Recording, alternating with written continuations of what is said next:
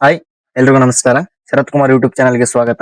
Friends, ನಾನು ಇವತ್ತು IT sector ಅಲ್ಲಿ ಯಾವ್ಯಾವ ಕಂಪ್ನಿಗಳನ್ನ ತಗೋಬೇಕು, ಆ ಕಂಪ್ನಿಗಳು ಎಷ್ಟು ಪರ್ಸೆಂಟ್ ಬಿದ್ದಿದ್ದಾವೆ, ಎಲ್ಲಿ ತಗೋಬೇಕು, ಡಿಮ್ಯಾಂಡ್ ಝೋನ್ ಎಲ್ಲಿದೆ, ಸಪ್ಲೈ ಝೋನ್ ಎಲ್ಲಿದೆ ಅಂತ ನೀಟಾಗಿ ಹೇಳ್ಕೊಡ್ತೀನಿ. ಸರಿನಾ? ಐಟಿ ಸೆಕ್ಟರ್ ಅಲ್ಲಿ ನಾನು ತಗೊಳ್ತಾ ಇರೋದು ಟಾಪ್ 3 ಸ್ಟಾಕ್ಸ್ ಗಳು.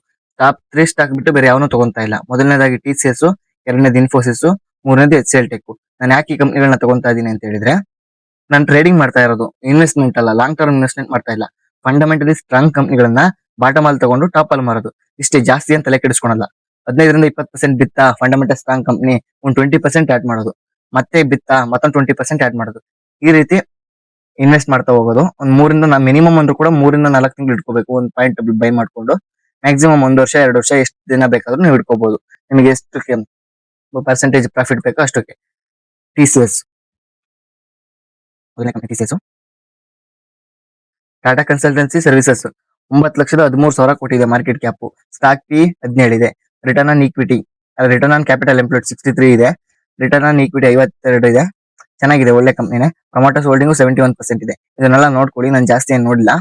ನಾನು ಫಂಡಮೆಂಟಲ್ ಸ್ಟ್ರಾಂಗ್ ಕಂಪ್ನಿ ಆಗಿರೋದ್ರಿಂದ ಜಸ್ಟ್ ಚಾರ್ಟ್ ತೋರಿಸ್ತೀನಿ ಅಷ್ಟೇ, ಬೈ ಮಾಡ್ಕೊಳ್ಳೋದು ಸೆಲ್ ಮಾಡ್ಕೊಳ್ಳೋದು ಅಂತ. ನೀವು ಇದನ್ನೆಲ್ಲ ಚೆಕ್ ಮಾಡ್ಕೊಳ್ಳಿ, ಸರಿನಾ? PRC ಹೋದ್ರೆ ಐಟಿ ಸೆಕ್ಟರ್ ಅಲ್ಲಿ ಯಾರ್ಯಾರು ಇದ್ದಾರೆ? ಮೊದಲನೇದಾಗಿ TCS, ಎರಡನೇದು ಇನ್ಫೋಸಿಸ್, ಮೂರನೇದು HCL ಟೆಕ್. ಈ 3 ಕಂಪ್ನಿಗಳನ್ನ ತಗೊಂತೀನಿ.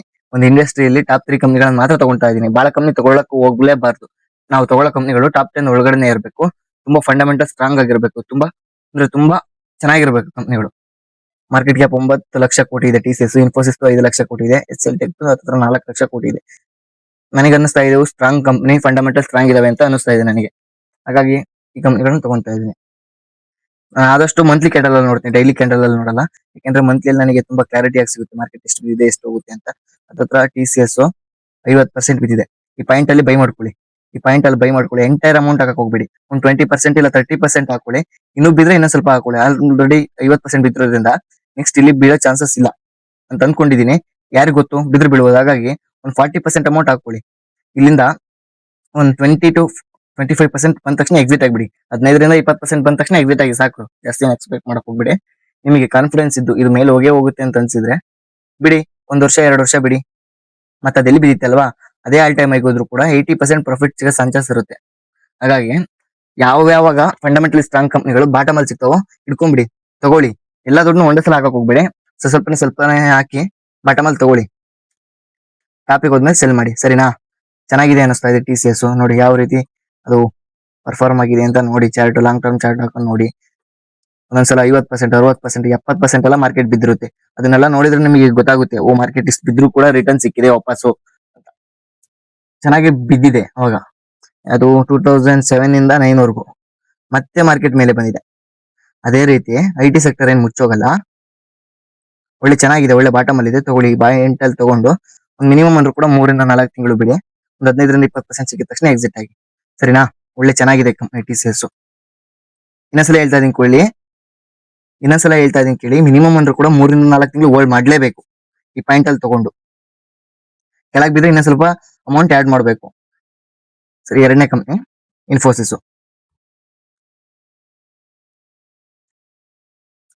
ಅಷ್ಟೇ ಒಳ್ಳೆ ಬಾಟಮ್ ಅಲ್ಲೇ ಇದೆ. ಡಿಮ್ಯಾಂಡ್ ಝೋನ್ ಹತ್ರನೇ ಇದೆ, ತೋರಿಸ್ತೀನಿ.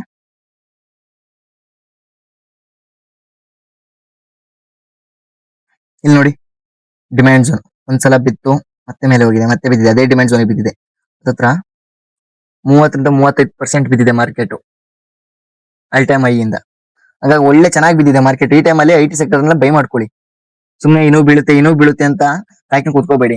ಇಷ್ಟು ಬಿದ್ದಿದೆಯಲ್ಲ, ಸ್ವಲ್ಪ ಅಮೌಂಟ್ ಆಡ್ ಮಾಡ್ಕೊಳ್ಳಿ. ಮತ್ತೆ ಬಿದ್ರೆ ಮತ್ತೆ ಆಡ್ ಮಾಡುವಂತೆ.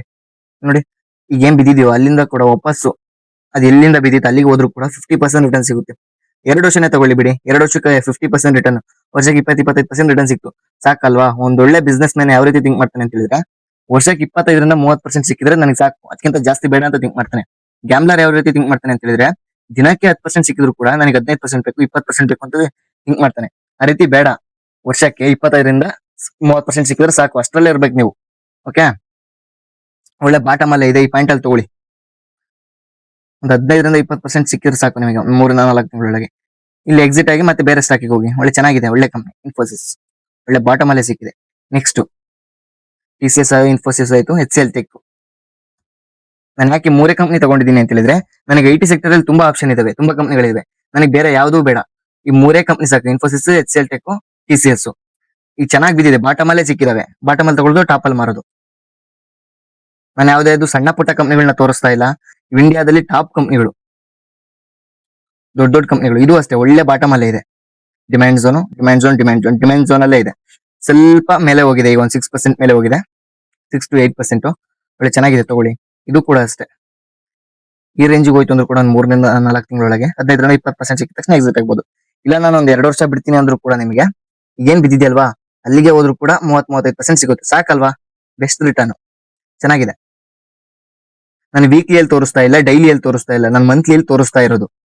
ಯಾವುದೇ ಕಾರಣಕ್ಕೂ ಕೂಡ ನಾನು ಹೇಳಿರೋದನ್ನ ವೀಕ್ಲಿಯಲ್ಲಿ ಹಾಕಕ್ ಹೋಗ್ಬೇಡಿ, ಡೈಲಿಯಲ್ಲೂ ಹಾಕಕ್ ಹೋಗ್ಬೇಡಿ, ಬೈ ಮಾಡ್ಕೊಂಡು ಹೋಗ್ಬೇಡಿ. ಮಂತ್ಲಿ ಮಿನಿಮಮ್ ಅಂದ್ರೆ ಕೂಡ 3 ರಿಂದ 4 ತಿಂಗಳು ಟೈಮ್ ಕೊಡ್ಲೇಬೇಕು ನೀವು, 15 ರಿಂದ 20% ಬೇಕಂದ್ರೆ ನಿಮ್ಗೆ ಪ್ರಾಫಿಟ್. ಸರಿನಾ? ಯಾವುದೇ ಕಾರಣಕ್ಕೂ ದಿನಕ್ಕೆ ದುಡ್ಡು ಮಾಡಕ್ ನೋಡ್ಬೇಡಿ, ವೀಕ್ಲಿ ದುಡ್ಡು ಮಾಡಕ್ ನೋಡ್ಬೇಡಿ, ಮಂತ್ಲಿ ನೋಡಿ. 25 ರಿಂದ 30% ಬೇಜ್ ಜನ ಆಯ್ತು ವರ್ಷಕ್ಕೆ. ಒಳ್ಳೆ ಬಾಟಮ್ ಅಲ್ಲಿ ಇದೆ, ಫಂಡಮೆಂಟಲ್ ಸ್ಟ್ರಾಂಗ್ ಕಂಪ್ನಿಗಳನ್ನ ಬಾಟಮ್ ಅಲ್ಲಿ ತಗೊಂಡು ಟಾಪ್ ಅಲ್ಲಿ ಮಾರೋದು, ಇಷ್ಟೇ ಸಿಂಪಲ್. ಜಾಸ್ತಿ ಏನೋ ತಲೆ ಕೆಡಿಸ್ಕೋಬಾರ್ದು. ಅಂಡ್ ನನಗೆ ಈ ಸ್ಟಾಕ್ಸ್ ಗಳಲ್ಲಿ ಇನ್ವೆಸ್ಟ್ ಮಾಡಕ್ ಭಯ ಆಗ್ತಾ ಇದೆ, ಈ ಸ್ಟಾಕ್ಸ್ ನನಗೆ ಬೇಡವೇ ಬೇಡವಾ. ಬಟ್ IT ಸೆಕ್ಟರ್ ನಮ್ಮ ದೇಶದಲ್ಲಿ ಮೇಲೆ ಹೋಗೇ ಹೋಗುತ್ತೆ ಅನ್ನೋ ನಂಬಿಕೆ ಇದೆ. ಆದ್ರೆ ನಂಗೆ ಯಾವ ಸ್ಟಾಕ್ ಹೋಗುತ್ತೆ ಅನ್ನೋಕ್ಕೆ ಗೊತ್ತಿಲ್ಲ, ಭಯ ಆಗ್ತಿದೆ ನಂಗೆ ಸ್ಟಾಕ್ಸ್ ಅಲ್ಲಿ ಇನ್ವೆಸ್ಟ್ ಮಾಡಲ್ಲ ಅಂತ ಹೇಳಿದ್ರೆ. ನಿಮಗೆ ಇನ್ನೊಂದು ಬೆಸ್ಟ್ ಆಪ್ಷನ್ ಇರುತ್ತೆ ಅಂದ್ರೆ BeES, ETF, exchange traded fund. Nifty BeES ತಗೊಳ್ಳಿ, ಸಾರಿ IT ಬೀಸ್. IT ಬೀಸ್ ಯಾವ ರೀತಿ ಬಿದ್ದಿದೆ ನೋಡಿ, ಹತ್ತತ್ರ ಆಲ್ ಟೈಮ್ ಐ ಇಂದ ನೋಡಿದ್ರೆ 30-35% ಬಿದ್ದಿದೆ. ಈಗ ಮಾರ್ಕೆಟ್ 7% ಮೇಲೆ ಹೋಗಿದೆ. ಬೈ ಮಾಡ್ಕೊಳ್ಳಿ ಈ ಪಾಯಿಂಟ್ ಅಲ್ಲಿ. ಇನ್ನು ಹೋಗ್ಲಿ, ಇನ್ನೊಂದು 3 ತಿಂಗಳು ಬಿಡಿ, 3 ತಿಂಗಳಲ್ಲ ಸಾರಿ, 1 ವರ್ಷ ಬಿಡಿ. ಒಳ್ಳೆ IT ಇಂಡಸ್ಟ್ರಿ ಬೈ ಮಾಡ್ಕೊಂಡಿದ್ರೆ, ಒಳ್ಳೆ ಬಾಟಮ್ ಅಲ್ಲಿ ತಗೊಂಡಿದ್ರ, 1 ವರ್ಷ ಬಿಡಿ, 2 ವರ್ಷ ಬಿಡಿ. 2 ವರ್ಷಕ್ಕೆ 40% ರಿಟರ್ನ್ ಸಿಕ್ಕಿದ್ರು ಕೂಡ, ಜಸ್ಟ್ ಅದು ಎಲ್ಲಿ ಬಿದ್ದಿದ್ಯೋ ಅಲ್ಲಿಗೆ ಹೋದ್ರು ಕೂಡ 40% ರಿಟರ್ನ್ ಆಯ್ತು. 40% ಅಂದ್ರೆ ವರ್ಷಕ್ಕೆ 18 ರಿಂದ 20% ರಿಟರ್ನ್ ಸಿಕ್ತು, ಸಾಕಲ್ವಾ? ಒಳ್ಳೆ ಕ್ಯಾಪಿಟಲ್, ಒಂದು 50 ಲಕ್ಷ 60 ಲಕ್ಷ ದುಡ್ಡಿರೋರು ದೊಡ್ಡದಾಗಿ ಅವ್ರು ಏನ್ ಮಾಡ್ಬೋದು, ಇಂಥ ಫಂಡಮೆಂಟಲಿ ಸ್ಟ್ರಾಂಗ್ ಇರೋ ಕಂಪ್ನಿಗಳಲ್ಲಿ ಬಾಟಮ್ ಅಲ್ಲಿ ತಗೊಂಡು ಆ ಸ್ಟಾಕ್ಸ್ ಗಳನ್ನ ಪ್ಲೆಡ್ಜ್ ಮಾಡ್ಕೊಂಡು ಆಪ್ಷನ್ ಸೆಲ್ಲಿಂಗ್ ಮಾಡಿದ್ರಾಯ್ತು.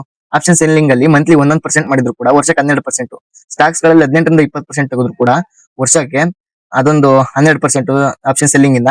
ಸ್ಟಾಕ್ಸ್ ಗಳಿಂದ ಒಂದು 18 ರಿಂದ 20% ತೆಗೆದ್ರೆ ನಿಮಗೆ ವರ್ಷಕ್ಕೆ 25 ರಿಂದ 30% ಆರಾಮಾಗಿ ತೆಗಿಬೋದಲ್ವಾ? ಅಂಡ್ ಇದು ಕಷ್ಟನೇ, ನಾನು ಹೇಳ್ತಾ ಇರೋದು ಈಸಿಯಾಗಿ ಯಾವ್ದು ಕೂಡ ಬರಲ್ಲ. ಫಂಡಮೆಂಟಲ್ ಸ್ಟಾಕ್ ಗಳನ್ನ ಪಿಕ್ ಮಾಡ್ಬೇಕು ನೀವು.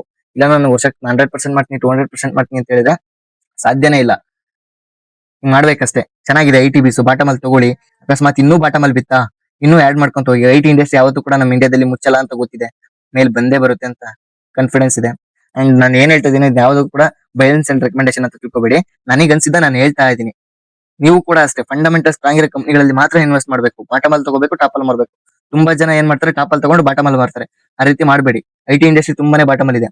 ಈಗ ತಗೊಳ್ಳಿ, ಸೆಲ್ ಮಾಡಿ ಮೇಲೆ ಹೋದ್ಮೇಲೆ, ಸರಿನಾ? TCS ಚೆನ್ನಾಗಿದೆ ನೋಡಿ, ಸ್ಟಾಕ್ಸ್ ಅಲ್ಲಿ ಇನ್ವೆಸ್ಟ್ ಮಾಡೋರು. ಒಳ್ಳೆ ಬಾಟಮ್ ಅಲ್ಲೇ ಇದೆ, 20% ಸಾರಿ ಎಷ್ಟು 50% ಹತ್ರ ಬಿದ್ದಿದೆ. ಒಳ್ಳೆ ಕಂಪ್ನಿ. ಮೂರಲ್ಲೂ 3 ತಗೋಬೇಕಂತಿಲ್ಲ, ಯಾವ್ದಾದ್ರು ಒಂದ್ ತಗೊಳ್ಳಿ ಸಾಕು. ಇಂಡಸ್ಟ್ರಿ ಹೋದ್ರೆ 3 ಕಂಪ್ನಿಗಳು ಯಾವ್ದಾದ್ರು ಒಂದ್ ಹೋಗುತ್ತೆ, ಸರಿನಾ? ಈ ಸ್ಟಾಕ್ಸ್ ಗಳಲ್ಲಿ ಅದೇ ಹೇಳಿದ್ನಲ್ಲ ಆಗ್ಲೇನೆ, ಭಯ ಆಗುತ್ತೆ ಅಂತ ಹೇಳಿದ್ರೆ ETF ಅಲ್ಲಿ ಹಾಕಿ. ಓಕೆ, ಈ ವಿಡಿಯೋ ಇಷ್ಟ ಆಗಿದ್ರೆ ಲೈಕ್ ಮಾಡಿ, ಶೇರ್ ಮಾಡಿ, ಹಾಗೂ ಕಮೆಂಟ್ ಮಾಡಿ. ಅಂಡ್ ನಿಮ್ಗೆ ಯಾವ್ಯಾವ ಸ್ಟಾಕ್ಸ್ ಬೇಕೋ ಬಾಟಮ್ ಅಲ್ಲಿ ಚೆಕ್ ಮಾಡಿ ಹೇಳಿ ಅಂತ ಹೇಳಿದ್ರೆ ಕಮೆಂಟ್ ಅಲ್ಲಿ ತಿಳಿಸಿ, ನಾನು ಹೇಳ್ಕೊಡಕ್ ಟ್ರೈ ಮಾಡ್ತೀನಿ, ಸರಿನಾ? ಈ ರೀತಿ ಬೈಯರ್ಸ್ ಝೋನು, ಸೆಲ್ಲರ್ಸ್ ಝೋನು, ಈ ರೀತಿನೆಲ್ಲ ಝೋನ್ ಹಾಕೊಂಡ್ ಕೊಡ್ತೀನಿ.